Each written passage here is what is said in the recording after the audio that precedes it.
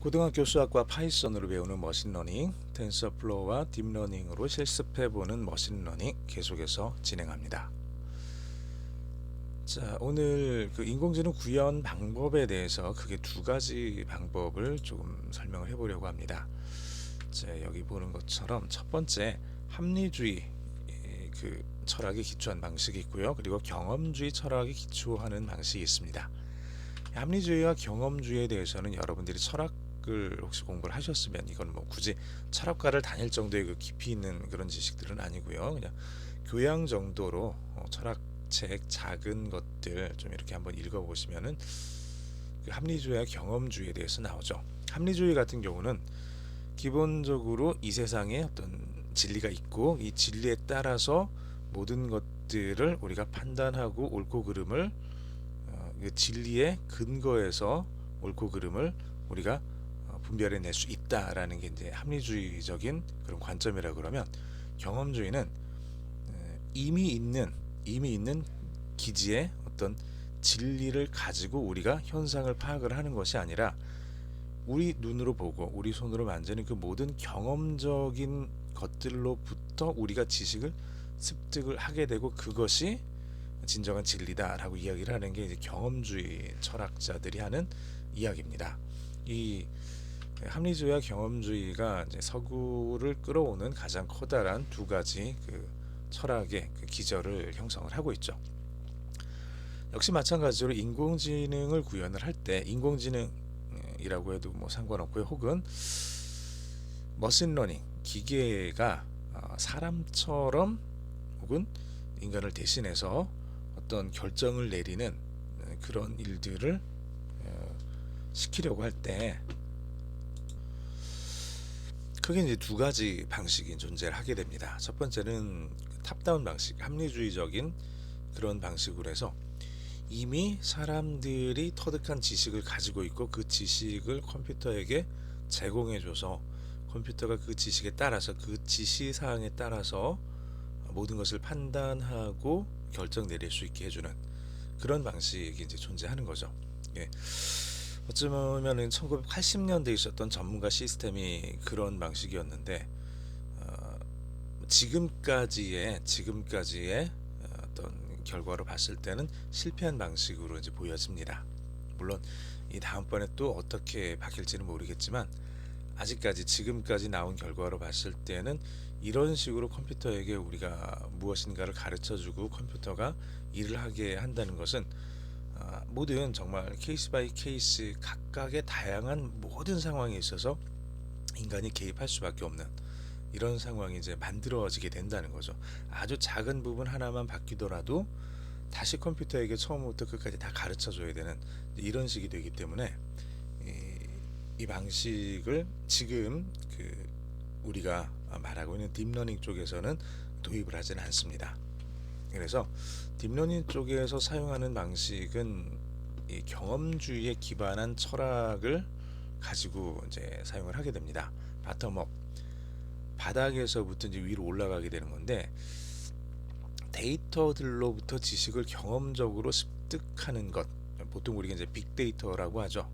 이미 데이터가 들어오기 전에 이 데이터를 어떻게 처리해야 될 것이다라는 것을 알고 있는 것이 아니라 아무것도 모르는 상태에서 이 데이터 하나하나로부터 지식을 하나씩 습득하면서 그렇게 해서 경험적으로 쌓여져 있는 것을 가지고 컴퓨터가 판단을 할 수 있는 근거 자료로 삼게 되는 것, 이게 이제 우리가 보통 이야기하는 신경망, 그리고 여기서부터 조금 더 발전한 딥러닝 쪽에서 이야기를 하고 있는 그런 내용들입니다. 앤드류 교수님이나 뭐 이제 이런 분들, 앤드류 교수님 것은 이제 여러분들이 인터넷에서 찾아보시면은 아주 훌륭한 그 머신러닝 관련돼 있는 그런 그 강의를 이제 들으실 수 있으실 거예요. 데이비드 휴me 같은 경우는 경험주의에 기반한 아주 대표적인 그 서구 철학자로 알려져 있는 사람이죠. 자, 그래서 이런 합리주의와 경험주의에 기반한 그 방식이 있고 그 중에서 특히 우리가 사용하는 부분들은 바로 이 경험주의에 기반한 그 딥러닝 쪽이고, 이쪽에 있어서 우리가 여러 가지 공부들을 이제 진행을 하게 될 겁니다. 자, 이 두 가지에 대해서 우리가 한번 이렇게 생각을 해봅시다. 길거리에 가로등이 많이 있죠. 길거리에 가로등이 많이 있는데 이 가로등을 언제 불을 켜야 되고 언제 불을 꺼야 할까요? 자, 이게 이제 첫 번째 문제입니다. 가로등의 불을 켜는 시간은 언제여야 되고 끄는 시간은 언제여야 되느냐. 자, 이걸 판단할 때 우리가 이렇게 한번 생각을 해볼 수 있을 것 같아요. 합리주의자의 관점에서 봤을 때는 이렇게 하는 거예요.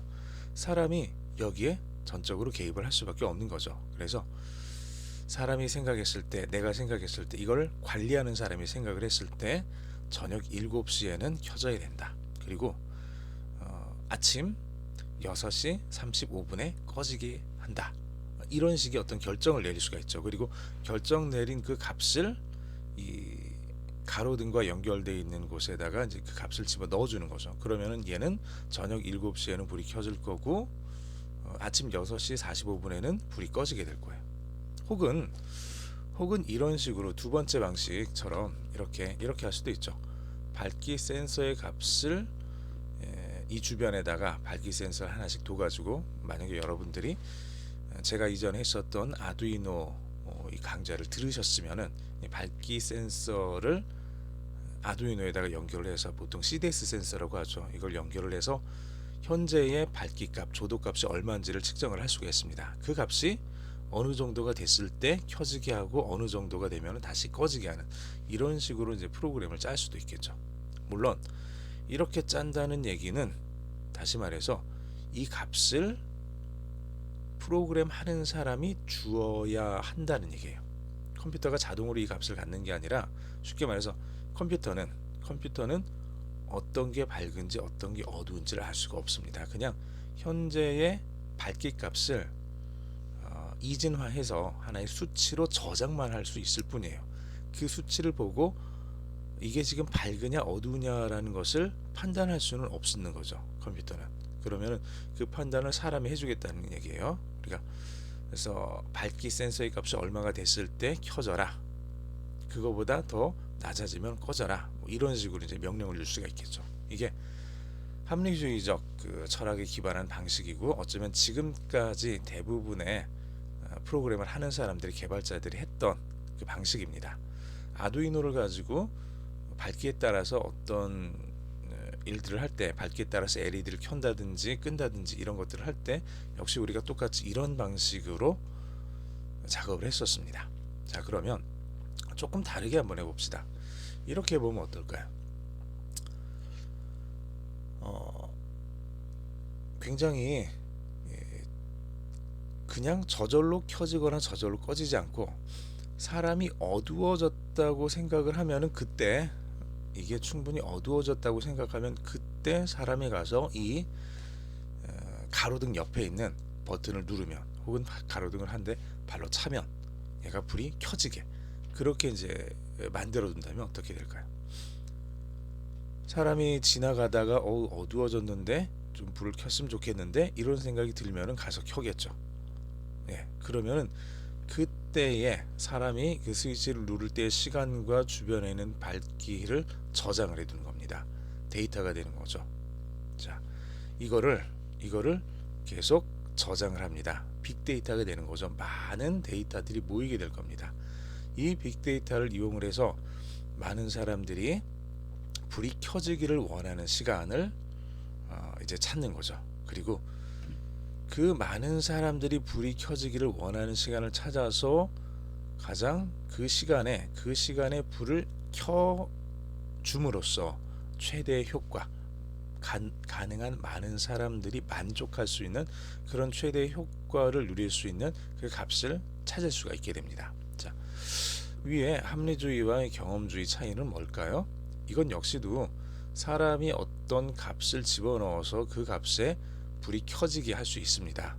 아래쪽 역시도 사람이 어떤 값을 집어넣어서 그 값에 따라서 불이 켜지게 하는 거죠. 똑같은데 위쪽 같은 경우는 한 사람이 결정을 하는 겁니다.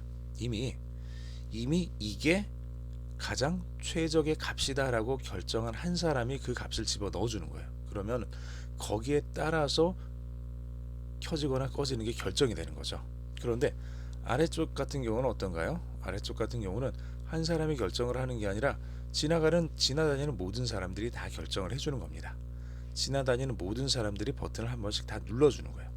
그러면은 그때의 시간, 그때의 발길을 저장을 해서 가장 많은 사람들이 만족해하는 그 시간, 그 값을 찾아내는 거죠. 그리고 그 값에 따라서 얘는 켜지거나 꺼지게 그렇게 이제 만들어가는 거죠. 물론 지금 제가 말씀드린 것은 정확하게는 인공지능이나 딥러닝 쪽에서 하는 것은 하고는 약간은 좀 틀립니다. 굉장히 그럼에도 불구하고 제가 굉장히 좀 심플하게 설명을 드린 거예요.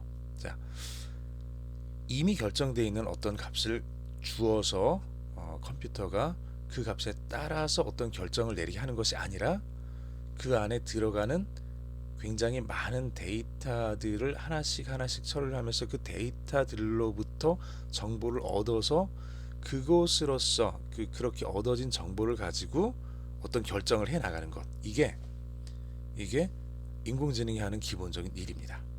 그렇게 기억을 해두시면 될 것 같아요. 그래서 기본적으로 이런 그 인공지능에서 이 컴퓨터가 학습을 할 때는 크게 세 가지 종류의 학습을 진행을 하게 됩니다. 첫 번째 학습을 이제 지도학습이라고 부르는데, 지도학습은 하나의 데이터가 있고 그 데이터마다 답이 있는 경우입니다. 자, 데이터마다 답이 있다. 이거는 이를테면은 이런 거예요. 뭐 방금 봤던 이 가로등을 켠다고 했을 때 누군가 여기 스위치를 누른다는 얘기는 뭐죠? 스위치를 누른다는 얘기는 불이 켜져야 될 시간이다라는 걸 알려주는 거죠. 답이 있는 거죠. 자, 그때 데이터가 들어갑니다. 현재의 밝기 값이 들어갈 거고 현재의 시간 값이 들어갈 거예요. 그거는 데이터가 될 거예요. 그리고 답은 불을 켜라라는 거죠. 자, 7시 35분 조도값 127. 답은 불을 켜라. 불을 켤 시간, 이런 뜻이 되는 거죠. 그런 데이터들이 계속 많이 모이게 되면 그걸 가지고 이제 지도학습이 진행이 되는 거고요. 비지도학습은 데이터가 값을 갖지 않는 경우가 됩니다. 자, 비지도학습은 데이터가 값을 갖지 않는 경우. 모든 데이터들이 다 답을 가지고 있으면은 굉장히 편할 텐데, 사실 우리가 살고 있는 이 현실 세계 속에서 모든 데이터들이 다 답을 가지고 있지는 않죠. 가장 대표적인 것 중에 하나가 이를테면은 뭐 이렇게 생각을 해봅시다. 우리가 이제 고양이와 강아지의 사진들을 다 모아놨다고 하죠. 그리고 고양이와 강아지의 사진들을 컴퓨터를 통해서 이제 학습을 시키는 거예요. 학습을 시킬 때 그 사진에다가 각각 레이블을 달아두면, 첫 번째 사진 고양이를 찍어놓고 그 밑에 레이블로 고양이라고 이렇게 레이블을 달아두면 얘는 지도학습이 되는 거예요. 그걸 보고 이 첫 번째 사진은 고양이가 있는 사진이다 라고 컴퓨터가 학습을 하게 되니까. 그런데 너무 많은 사진들이 있다 보면 그 각각에다가 레이블을 다는 게 좀 어려워질 수 있습니다. 그냥 고양이와 강아지의 사진들을 모으기는 모았는데 이게 한 수십만 장이 돼요. 그러면은 얘네들 하나하나 그 밑에다 고양이, 강아지라고 이제 사람이 일일이 수작업을 하나씩 그 레이블을 달아준다는 거는 좀 쉽지가 않게 되죠. 그럴 때 쓰는 방식이 두 번째 방식, 비지도 학습입니다. 데이터는 있는데 답을 가지고 있지는 않아요. 레이블이 없다는 얘기예요. 자, 개와 고양이의 사진들이 10만 장이 있는데 이 10만 장의 사진들 아래에는 얘가 개인지 고양인지는 나타나 있지는 않아요. 다만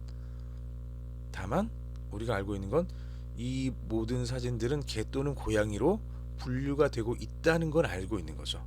그러면은 이 10만 장의 사진을 학습을 시켜버리면은 얘들은 레이블을 가지고 있지는 않지만 개와 고양이의 특징이 각각 다르게 나타난다는 얘기예요. 거기에서 우리가 비지도 학습을 진행을 하게 됩니다. 그리고 강화 학습이라는 것도 있고요. 이거는 다음 시간에 계속 진행하겠습니다.